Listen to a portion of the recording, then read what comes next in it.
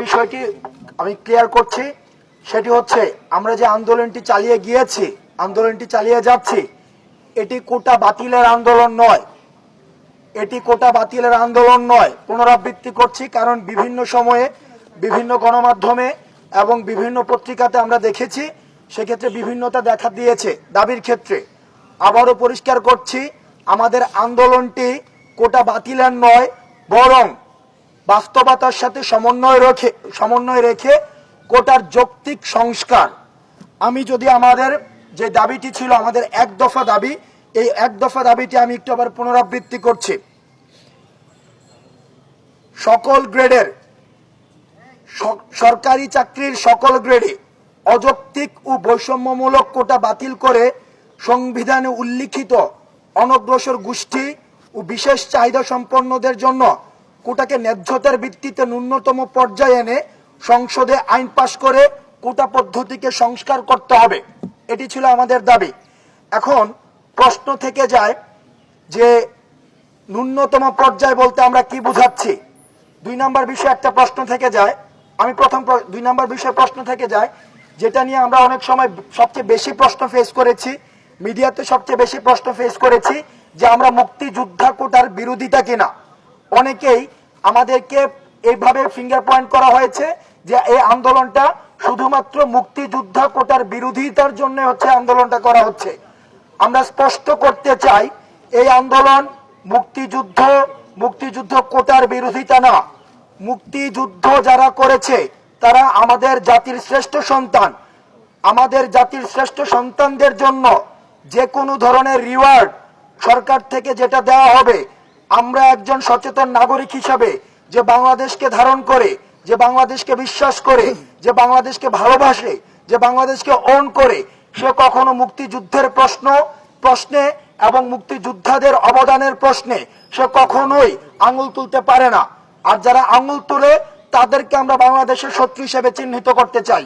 আমরা কখনোই মুক্তিযোদ্ধাদের রিওয়ার্ড নিয়ে আমরা কখনো প্রশ্ন তুলিনি। তাহলে আমরা প্রশ্ন তুলেছি মুক্তিযোদ্ধাদের নাতিপুতিদের যে কোটাটা দেওয়া হয়েছে, যে কোটাটাকে যদি আমরা একটু এক্সপান্ড করতে চাই, সেটা পুষ্য কোটা নামে যেটা কোটাটা রয়েছে, আমরা সেই কোটার বিরোধিতা করছি। আমরা মুক্তিযোদ্ধাদের যে প্রাপ্ত বা বর্তমানে যে সুবিধাগুলো রয়েছে, সেই সুবিধাগুলোকে প্রয়োজনে যদি কর্তৃপক্ষ মনে করে থাকে, নীতি নির্ধারক যদি মনে করে থাকে, সেই সুযোগ সুবিধার যে পরিধি রয়েছে সেটা চাইলে বিস্তৃত করলে আমরা সেটাকে স্বাগত জানাবো, আমরা সাধারণ জনগণ সেটাকে স্বাগত জানাবে। কিন্তু মুক্তিযোদ্ধাদের যে নাতিপুতিদের যে কোটা রয়েছে, আমরা সেই কোটার বিরোধিতা করছি। এবার আসে আমাদের দ্বিতীয় পয়েন্ট, ন্যূনতম পর্যায় বলতে আমরা কি বুঝাচ্ছি। ন্যূনতম পর্যায় বলতে আমাদের একটা বিষয়, আমরা যখন এই আন্দোলনটা শুরু করেছি, এই আন্দোলনটা এখন গণমানুষের আন্দোলনে পরিণত হয়েছে। অভিভাবকরা সেখানে সংহতি জানাচ্ছে, কৃষক সংহতি জানাচ্ছে, শ্রমিক সংহতি জানাচ্ছে, আমাদের রেমিটেন্স যোদ্ধারা সংহতি জানাচ্ছে। কারণ সবাই নিশ্চিত হতে চায় তাদের সন্তানদের তারা যে উদ্দেশ্যে পড়াশোনা করাতে চাচ্ছে, তারা যেন পড়াশোনা শেষে একটা নিরাপদ কর্মসংস্থান নিশ্চিত করতে পারে। এই নিরাপদ কর্মসংস্থানের জায়গা থেকে তারা দেখেছে যে কোটা একটি বাধা, সেই জায়গায় কোটাকে তারা একটি সমস্যা হিসেবে চিহ্নিত করেছে। দ্বিতীয়ত যে জায়গাটি রয়েছে, বাংলাদেশের যে সচেতন মহল রয়েছে, এই সচেতন মহল মেধাভিত্তিক স্মার্ট বাংলাদেশ এবং বর্তমান একবিংশ শতাব্দীর বিশ্বমানের বাংলাদেশ গড়ার ক্ষেত্রে মেধাকে একটি সমস্যা হিসেবে চিহ্নিত করেছে। তৃতীয়ত আমরা দেখেছি গত 2 দিন আগে বুয়েটের শিক্ষক সমিতি একটি বিবৃতি দিয়েছে যে কোটা পদ্ধতিতে যদি বুয়েটে সেখানে হচ্ছে শিক্ষার্থীকে ভর্তি করা হয়, তাহলে বুয়েটের স্ট্যান্ডার্ড ফল করার সম্ভাবনা রয়েছে। এই জায়গা থেকে আমরা নিশ্চিত হতে পারি যারা সচেতন মহল রয়েছে, যারা হচ্ছে বাংলাদেশ নিয়ে ভাবেন, যারা নীতি নির্ধারণী পরিষদের সাথে রয়েছেন, আমরা বিশ্বাস করতে চাই তারাও বিশ্বাস করেন কোটা যখন মেধাকে অতিক্রম করে যায়, তারাও বাংলাদেশের স্ট্যান্ডার্ড ফল করার তারাও সন্দেহ করেন এবং সেটা নিয়ে দুশ্চিন্তা করেন। সেই জায়গা থেকে কোটারতে কাদেরকে অন্তর্ভুক্ত করা যায়, আমরা নীতি নির্ধারকদের সাথে কথা বলেছি, আমরা স্টেক হোল্ডারদের সাথে কথা বলেছি, আমরা শিক্ষক পর্যায়ের মানুষদের সাথে কথা বলেছি, আইনজ্ঞদের সাথে কথা বলেছি। আমরা আপনাদের মিডিয়াতে যারা ছিলেন, মিডিয়া কর্মীদের রিপোর্টগুলিকে আমরা পর্যালোচনা করেছি। আমরা টিভি টকশো এই বিষয়গুলিকে পর্যালোচনা করে আমরা দেখেছি যে কোটা শুধুমাত্র প্রতিবন্ধীদের ক্ষেত্রে, ক্ষুদ্র নিগোষ্ঠীদের ক্ষেত্রে এবং মুক্তিযোদ্ধাদের সন্তানদের ক্ষেত্রে প্রযোজ্য হতে পারে। অর্থাৎ এই 3 ক্ষেত্র ছাড়া আর যে কোটা রয়েছে সেই কোটাগুলোকে অযৌক্তিক এবং বৈষম্যমূলক হিসেবে বিবেচিত করা হচ্ছে। সেই জায়গাগুলো থেকে এখন প্রশ্ন আসে কোটা কত % হওয়া উচিত।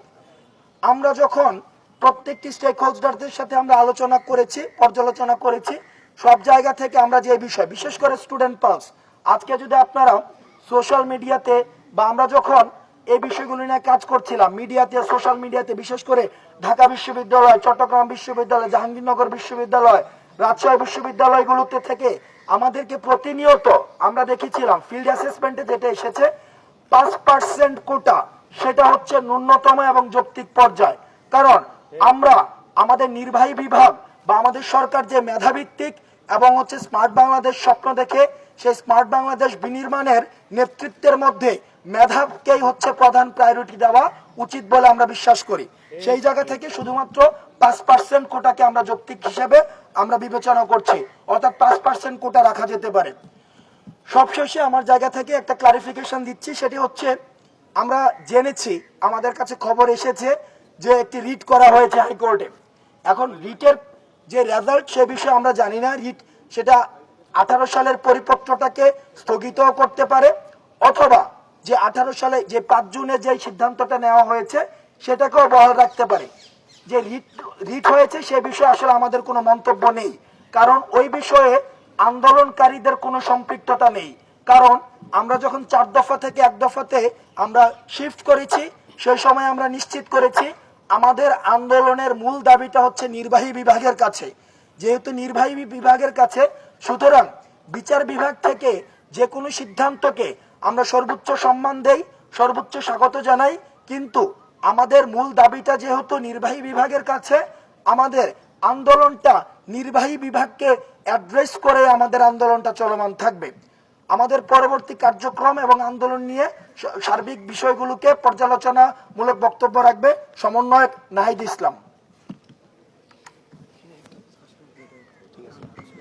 5ই জুন থেকে আন্দোলনটি চালিয়ে যাচ্ছি এবং 1 জুলাই থেকে যে আমাদের টানা আন্দোলন, আমরা রাজপথে আমাদের দাবিগুলো কিন্তু স্পষ্ট করেছি, প্রমাণ করেছি, এবং আমাদের সাথে যে শিক্ষার্থীদের যে একাত্মতা সেটিও স্পষ্ট হয়েছে।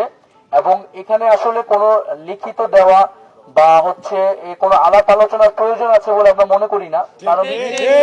কারণ 2018 সালে এই কাজগুলো কিন্তু শিক্ষার্থীদের পক্ষ থেকে একবার হয়েছে। যথেষ্ট আলাপ আলোচনা এবং কোটার যে সংস্কারের যৌক্তিকতা সেটি প্রমাণিত তখনই হয়েছে। তো এটি নিয়ে তো আসলে নতুন করে আর কোনো কথা বলার ছিল না।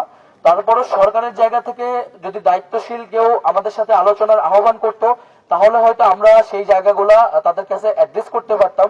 কিন্তু আমরা দেখেছি সরকার সেই জায়গায় বা নির্বাহী বিভাগ সেখানে নিশ্চুপ ভূমিকা পালন করেছে।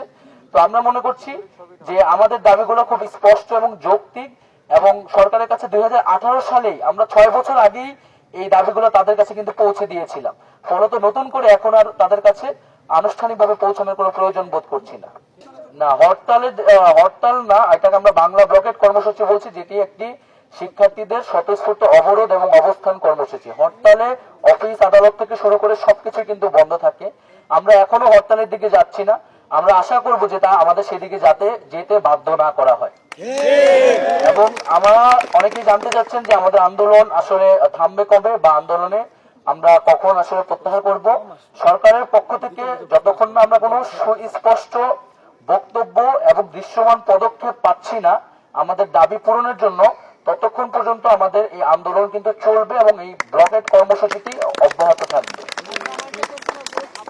আমরা এখন পর্যন্ত কোনো ধরনের হুমকি বা বাধা পাচ্ছি না, এবং আমাদের কর্মসূচিগুলোতে আইন শৃঙ্খলা বাহিনীর আমরা যথেষ্ট সহযোগিতা পাচ্ছি।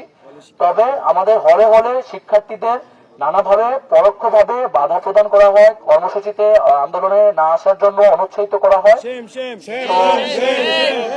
আমরা আশা করব যে কোটা সংস্কারের আন্দোলন একটি যৌক্তিক আন্দোলন, সকল দল মতের ঊর্ধ্বে গিয়ে এই আন্দোলনের সকলের অংশগ্রহণ করা উচিত। কারণ রাজনীতি বা সংগঠন প্রত্যেকের আলাদা হতে পারে, কিন্তু সরকারি চাকরিতে কিন্তু সকলেরই আসতে হয়, সকলের প্রস্তুতি নিতে হয়। তাই আমাদের আহ্বান থাকবে যে এই ধরনের কোনো বাধা বিপত্তি যাতে না করা হয়, এবং বিশ্ববিদ্যালয়ের প্রশাসনের প্রতি আমাদের আহ্বান থাকবে তারা যাতে শিক্ষার্থীদের পূর্ণ নিরাপত্তা হলে হলে প্রদান করে। সবাইকে ধন্যবাদ। সংবিধানের মূল কথা সুযোগের সমতা, সুযোগের সমতা, সংবিধানের মূল কথা, আমার সোনার বাংলা বৈষম্যের ঠাঁই নাই।